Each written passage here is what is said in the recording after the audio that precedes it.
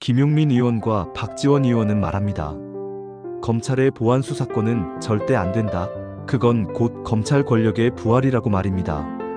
최근에는 정부안을 주도한 인물로 봉욱 민정수석이 지목되며 여권 내부에서조차 강한 반발이 이어지고 있습니다. 정부안이 발표된 지 불과 이틀 만에 법안을 뜯어고치겠다는 말까지 나왔습니다. 하지만 여기서 반드시 던져야 할 질문이 있습니다. 보안 수사권을 없앤 그 자리는 과연 무엇으로 채울 수 있느냐는 질문입니다. 검찰 개혁이 필요하다는 점에는 많은 국민이 공감합니다.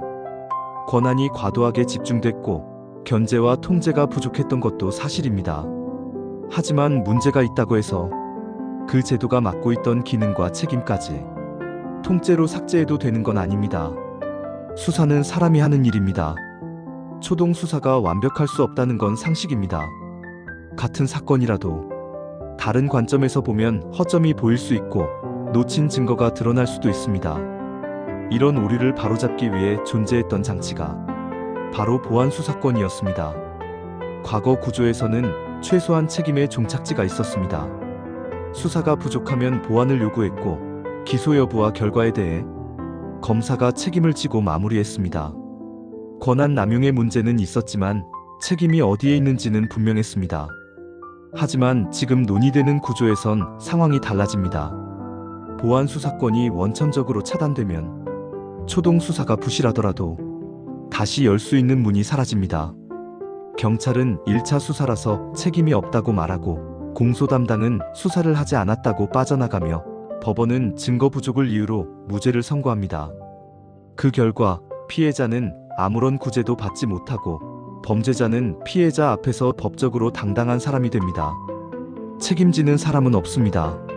최근 여권 강경파는 보안 수사권은 물론이고 보안 수사 요구권조차 안 된다고 말합니다. 대신 중수청 내부에 심의기구를 두겠다는 방안이 거론됩니다. 하지만 여기서 다시 묻지 않을 수 없습니다.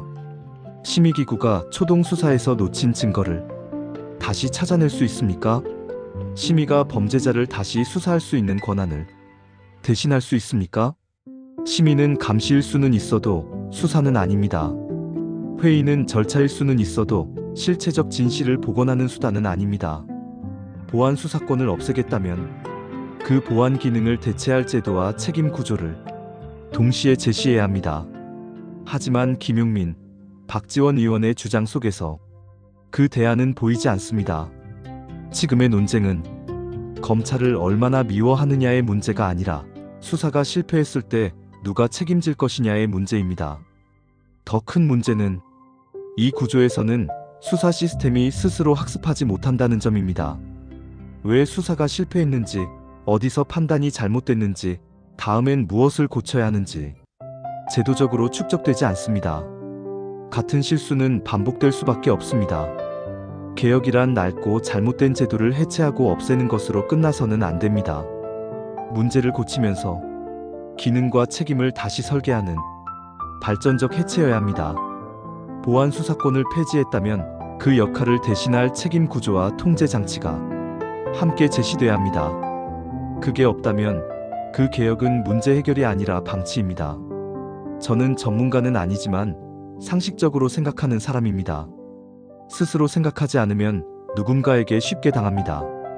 보안 수사권 폐지, 여러분은 어떻게 보시나요? 권력 통제와 책임 공백 사이에서 어디까지가 진짜 개혁이라고 생각하시는지 의견 남겨주세요.